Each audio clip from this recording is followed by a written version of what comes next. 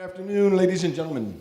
I am Steve Kroll, CEO and founder of Be Found Online. I need a clicker. I'm going to go wander around a little bit because he needs the podium.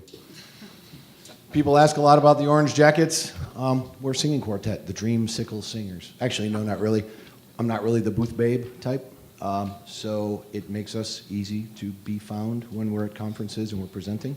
So if you have questions for us, there's no table out there with the name Be Found on there. There were napkins last night with the name on there, which is great branding.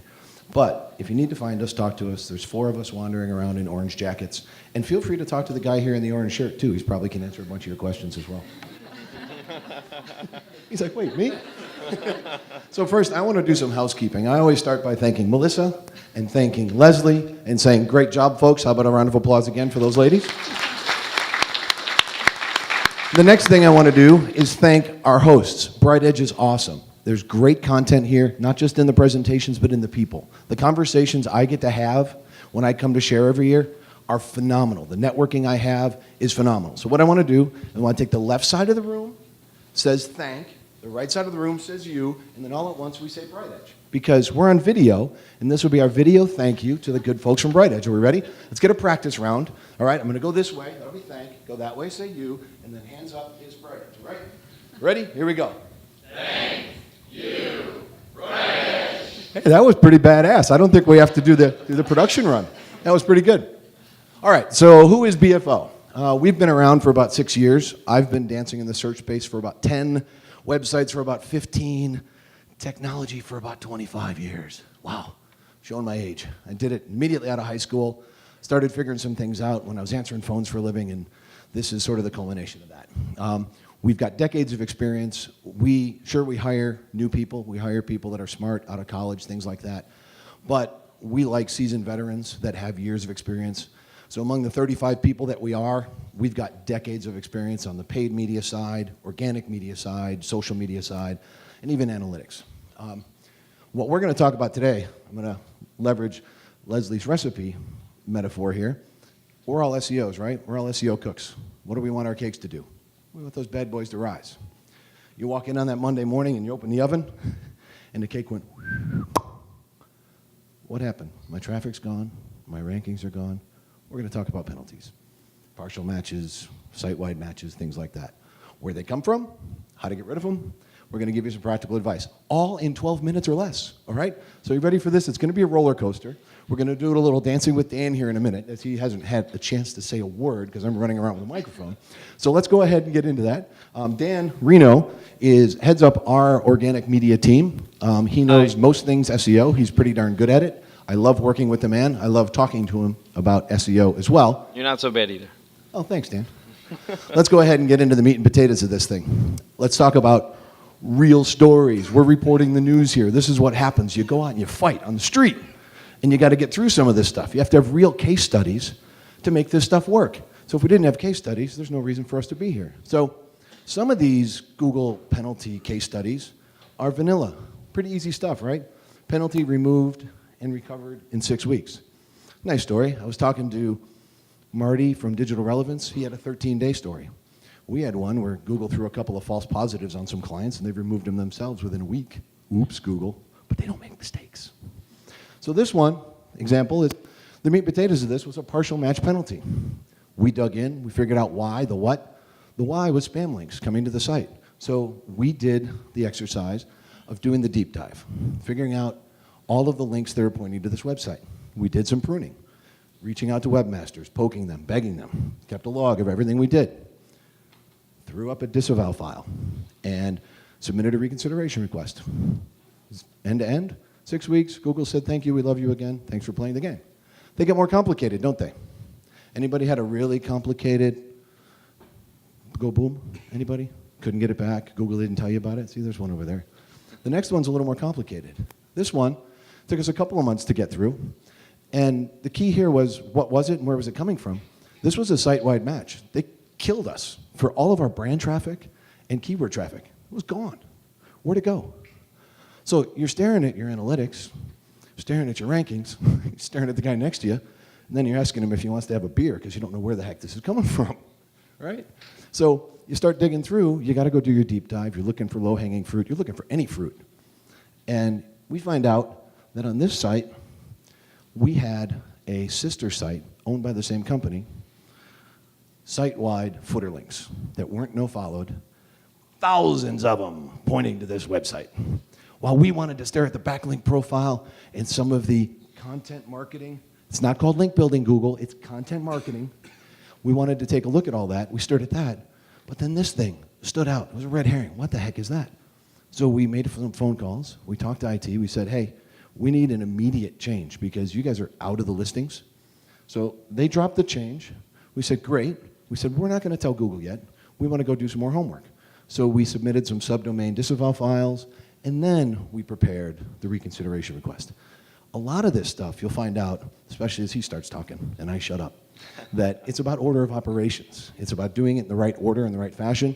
If you see a penalty like this, and you go to Google and say, but Google, I've done nothing wrong, and that's your reconsideration request, you're not going to hear from them. In fact, even if you submit a good reconsideration request, you may not hear from them. So this last one, I would look like that guy if I tried to explain it. So now he's going to start talking, and I'm going to let him talk, and then we're going to do a little dancing with Dan after that. Yeah, rather painful. Thank you, Steve.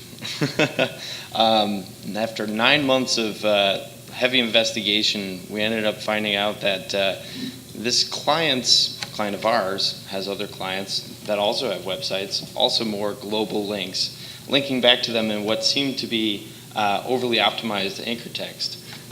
So sure enough, after couldn't be their clients, these are actually valuable links. It's a valuable resource that these websites are linking to our client. Surely that won't be an issue, right? No, actually that was exactly the issue. So we had to work with them to get their clients to remove some links, and actually that was after 9 months and 3 reconsideration requests. Basically the straw that was breaking the camel's back. So that was very, very painful.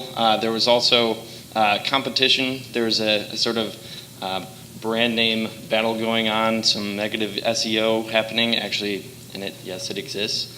And we thought that all of this was contributing to it, but no, it was actually these client backlinks that were, actually what was causing it. So, very, very painful, but valuable lessons learned. Really, you cannot be too careful. So enough about I'm gone. Hey, oh, there I am. Did you miss me?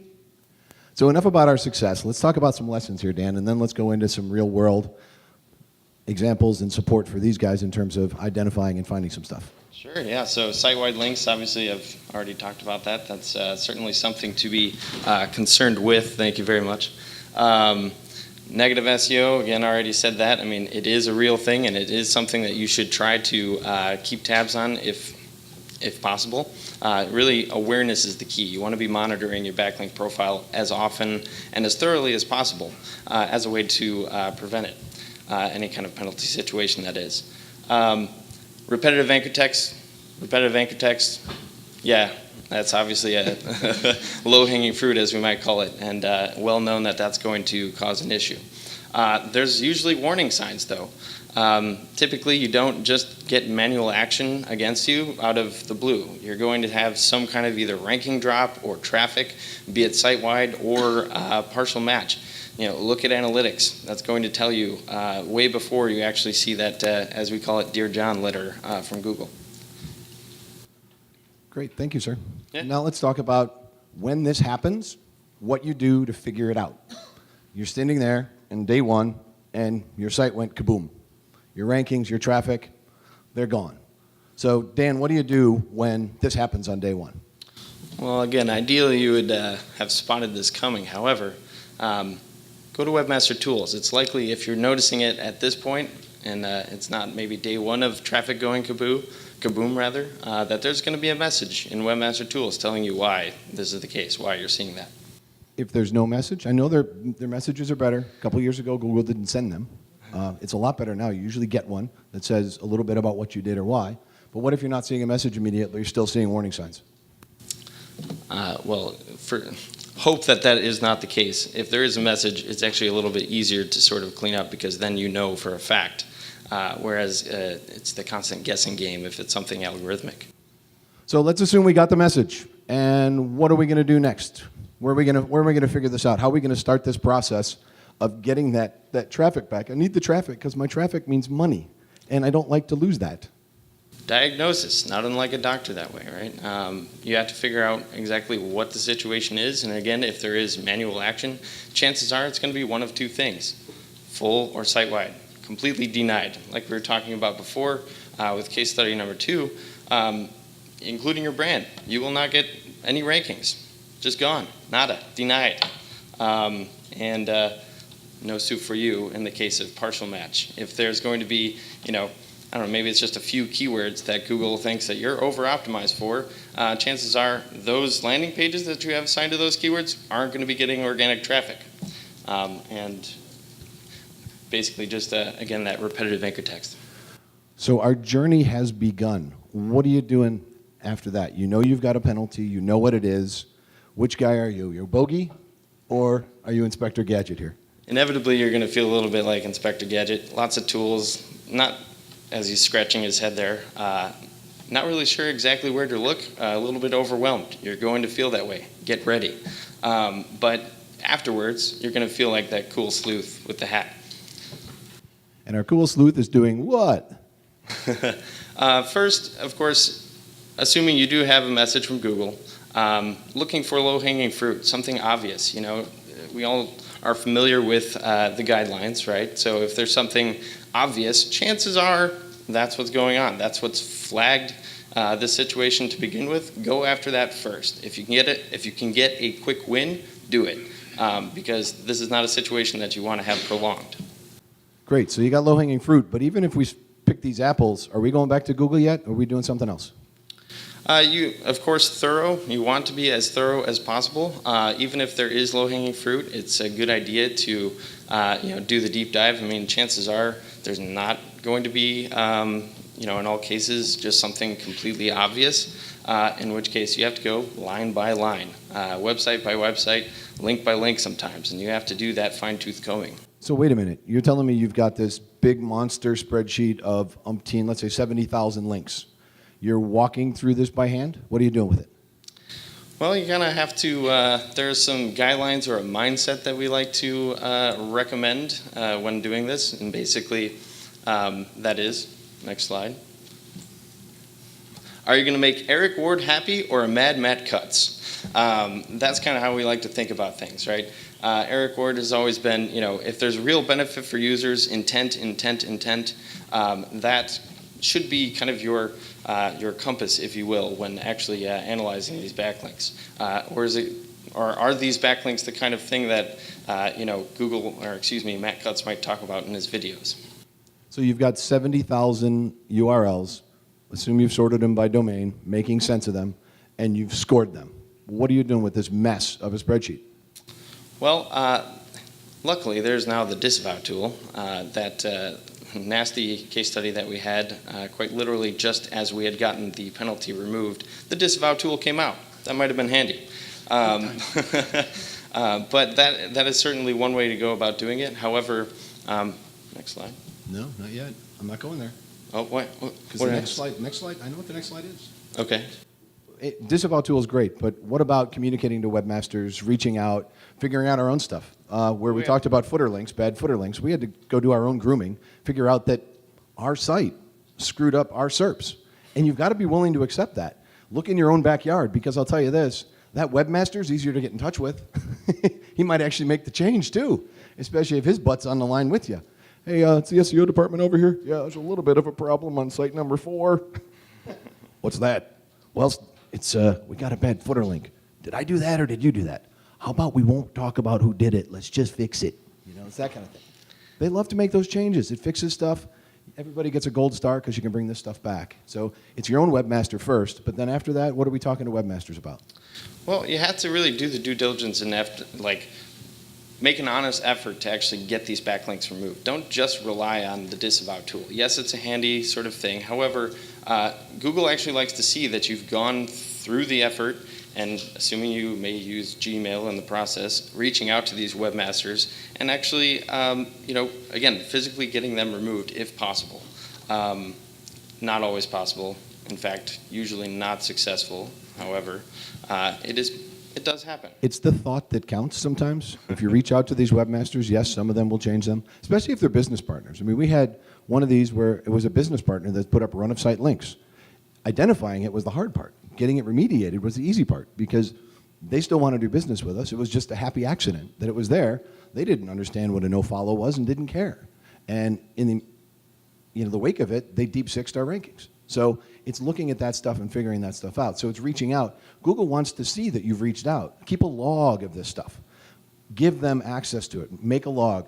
All the webmasters you reached out to, independent site problems that you fixed on your own, stuff that you think points in the direction of the penalty that they told you you had. And something not to be forgotten in all this, go back and take a look through Webmaster Tools or the Webmaster Guidelines. And it's painful to read, I get it, but take a look at the penalty situations and the whys. And at the appendix of this thing, if you guys want to download it, a list of the penalties and types and what you should be doing for them and about them, as well as some cute videos with that guy on the right. You can go take a look at that stuff because it's good to refresh that, especially if you're seeing a warning sign or you've gotten the penalty notification. Okay, so we've done our due diligence, we've contacted webmasters, we've reached out, we've done our disavow file. What's going to be next? You actually have to contact Google and ask them, please, can I have my rankings back? But you do that in a very specific sort of way. First, acknowledge the issue. Whether it is site-wide, partial match, whatever the case may be, acknowledge the fact that there is an issue. Admit any sort of culpability. If you did something wrong that broke the rules, as much detail as possible about what you did and what you've done to actually clean that up. Detail, detail, detail. You cannot be too thorough with these reconsideration requests. And make a commitment. Tell them we are committed to resolving this issue. We want to help clean your search results and also get our rankings in business back. Thank you. I pledge allegiance to the guidelines. And you're not there to fry anybody. You're not to tell them, oh, I found a problem and this guy did that and that guy did that. You're there to tell them what you've acknowledge it, that, hey, there's a problem, whatever the problem was, detail what you've done to fix it, and tell them, hey, listen, I'm looking at the guidelines, I'm following the guidelines, let's forgive me and let's move on.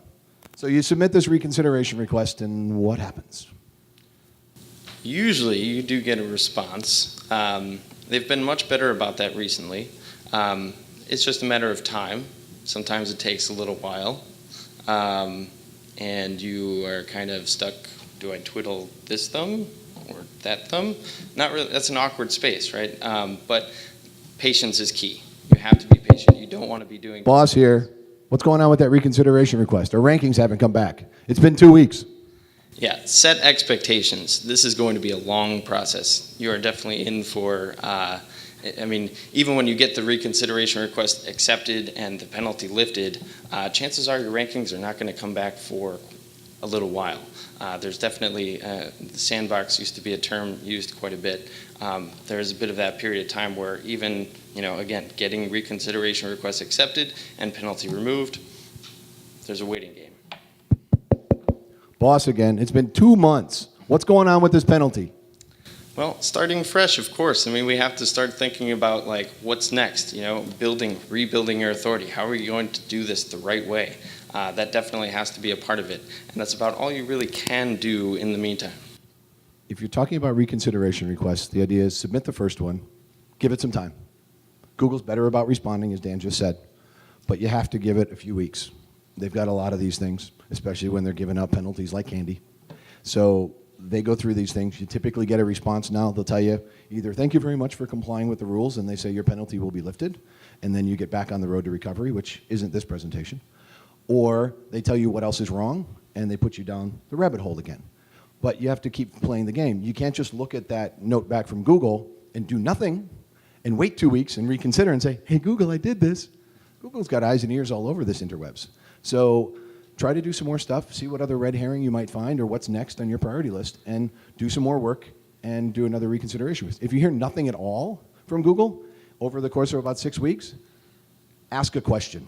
Don't go off and spend another 100 hours doing your remediation and then say, Google, I did more work even though I didn't hear from you.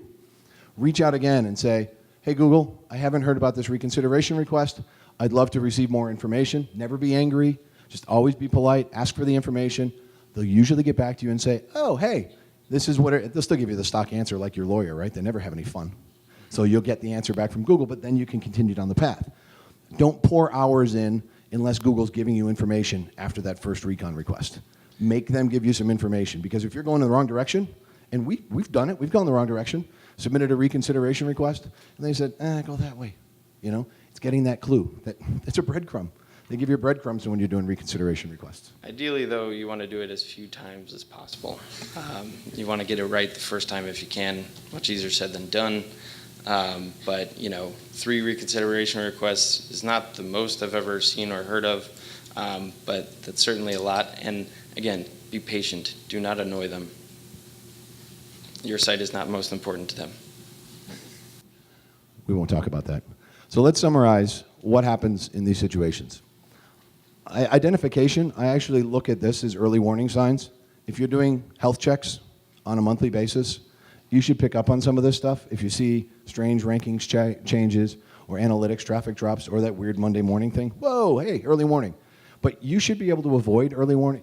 Do your health checks, stay on the straight and narrow with Google, and you'll never get the dreaded email, that understanding of what match it is, and now you have to actually get to work. When you get to work, it's finding the clues. What's changed recently? Did we do something? Are there a crazy number of backlinks that just came into the site? Do they all share the same anchor text? What's there? What are the trends and patterns in the data? What are you seeing? What is your history? Talk to the folks at Majestic. Get your backlink profile. Make sense of that thing. Bring it in here. And then figure out if the intent of what you're doing is within or outside of the webmaster guidelines, and make sense of it. Then, finally, you've done this. You might have hit some low-hanging fruit along the way, but solve the problem. And it's cleanup. Go out, reach out. It's the act of reaching out. It's the thought that counts, right? The disavow file should be second there, but do your disavows. Make sense of those disavow files. Put them up there. And then finally, the last step in this is coming clean with Google and submitting your reconsideration request and following up on that and following that through. There's plenty of life after sort of when they put you back in the SERPs. There's work to be done still, but we won't talk about that. There's a great blog post that Lindsay Blessman on our team wrote a couple of weeks ago on that. If you want to hit our website, take a look at it. But with that, I thank you for your time, and we'll be around for questions after AJ's done. Thank you.